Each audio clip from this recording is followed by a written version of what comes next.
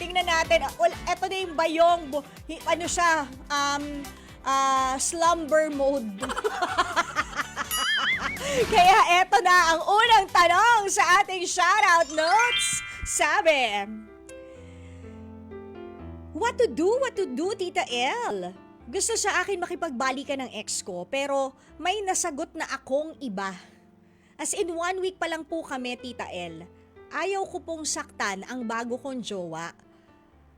Pero ang puso ko ay nasa nakaraan. What to do, Tita El? Arian, medyo harsh yung sasabihin ko sa'yo ha, baka ma-heart ka. Medyo harsh, pero kasi kung hindi ka pa pala ready mag-move forward or mag-move on sa next relationship, bakit mo ginawang rebound? Etong bago mong jowa. Diba, kung sinasabi mo na ang puso mo ay nasa nakaraan pa, ano yung mga qualities nitong present mo na meron at sinagot mo siya? Dahil ba gusto mo lang makalimutan ng nakaraan o sino may problema?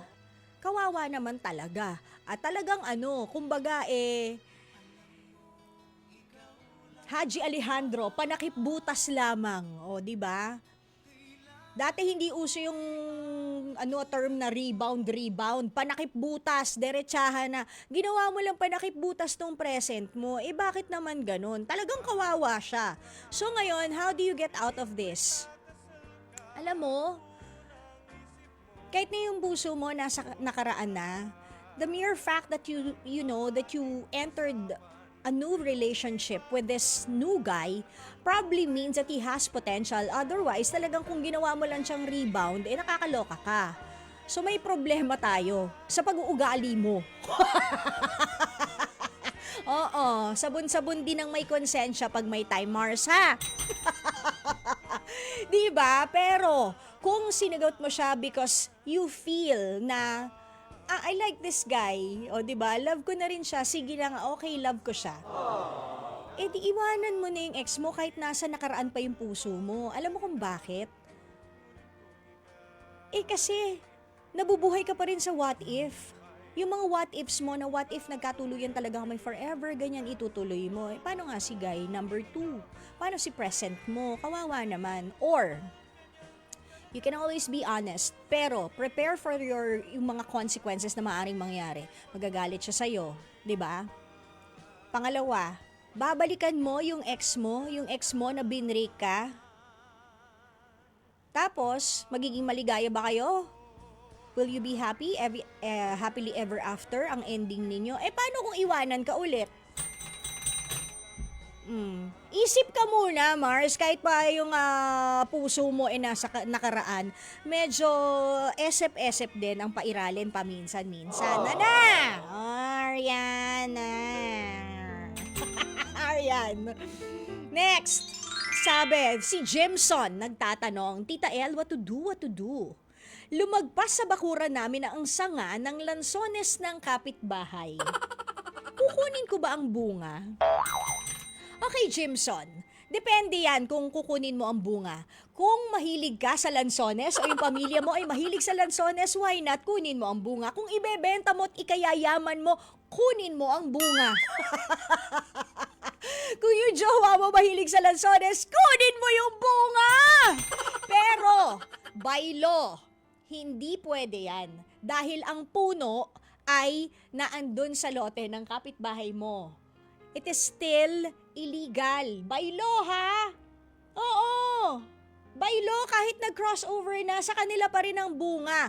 Pero, kapag nalaglag na, yon legal, pwede mo na. Kaya ang gawin mo, kung ayaw naman talaga nilang kunin, mag-set up ka na lang ng net para hindi naman nalamog ang lansones. O, ganon. Or, ganitong gawin mo. Doorbell ka sa kapitbahay kung may doorbell. O kaya kumatok ka. Tao po. Yan, ganyan. Glock 9, tao po. Hindi, yan. Kumatok ka sa kapitbahay mo, sabihin mo, pare talaga no? Hello po. Yung lansones, yung isa nga po kasi ando na po sa bahay namin, namumunga na po. Okay lang po ba sa inyo, pitasin namin, hati na lang tayo. O, parehas meron. Kailangan ba maging madamot sa bunga? Ano to? Siya nagdilig, siya nagpunla, tapos ikaw aani. O di hati na lang kayo. Total, sabihin mo, medyo ano po kasi, makalat din naman yung dahon, kami rin nagwawalis. O, tapos. O, okay? Yun na. Madali lang yan, ikaw naman. Pero kung mahilig ka talaga sa lansones, magkano per kilo kung ibebenta mo? Bibili kami rito, ilang kilo sa inyo, ha? O, ayan, 5, 2, 3, ayan. O, kita mo, dami mo nasuki agad sa amin.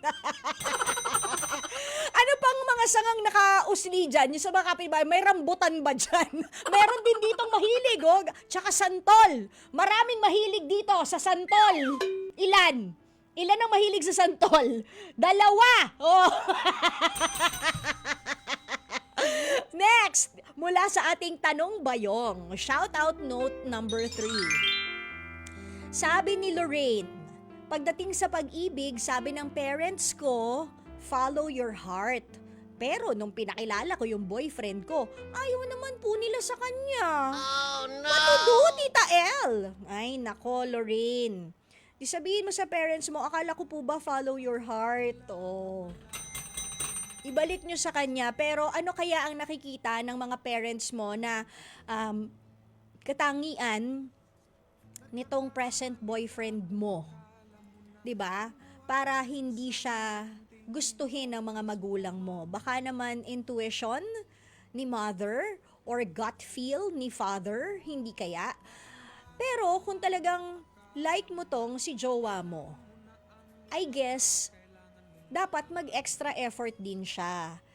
Alam mo yung mga lalaki, hindi lang basta yung girlfriend ng nililigawan, dapat pati parents. Di ba yun yung lagi nilang sinasabi? Ligawan nyo rin kahit papaano yung mga magulang.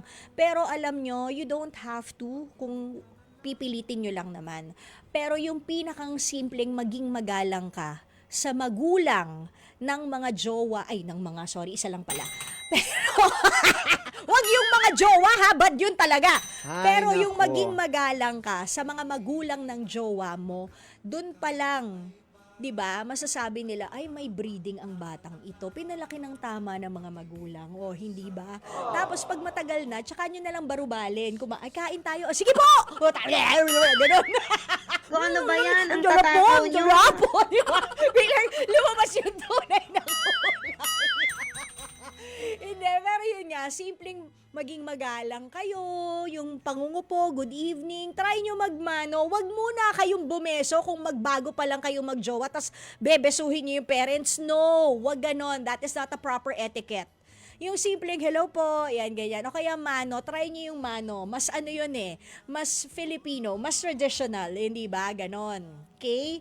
Pero hindi ko na lang talaga sure kung kasing edad mo kasi yung parents. Ayan na naman si Rest in Peace, Joy Viado. Ayan na naman yung senaryo. Nagpe-play na naman sa utak ko. O, diba? Pero yun nga, kung talagang love mo tong jowang ito, Lorraine, para ka dapat Vina Morales at Sharon Cuneta. Pangako sa'yo, ipaglalaban ko. Ganun, o, diba? Ipaglaban mo. O, diba? Kung talagang nagmamahalan kayo, siguro isang araw maiintindihan din ng mga magulang mo kung bakit itong lalaking ito ang pinili mo. Pero, kahit na ipinaglalaban nyo ang inyong pag-ibig, hindi dapat nawawala ang respeto sa mga magulang mo. Okay? That's a different thing. Always honor your mother and your father. Okay? Sabi yan sa 10 Commandments. O, diba? Siya! Yan ang ating shoutout notes. Bonggang-bongga lang. Wala nang laman ng bayong. Okay. Mga kapatid! Dito tayo sa totoo. O, yan yun yung boses. Pagbigyan nyo na, minsan lang naman yan. Siyempre, dito tayo sa True FM, hindi ba? Like, share, subscribe, follow ang ating mga social media accounts, ha? At True Network PH. Yun lang ang keyword na hahanapin nyo. TrueNetwork PH. O, like, share, follow, subscribe para bongga talagang level sa atin. Sa FB, sa IG, sa X na dating Twitter, sa YouTube and TikTok, pati na rin sa mga podcast.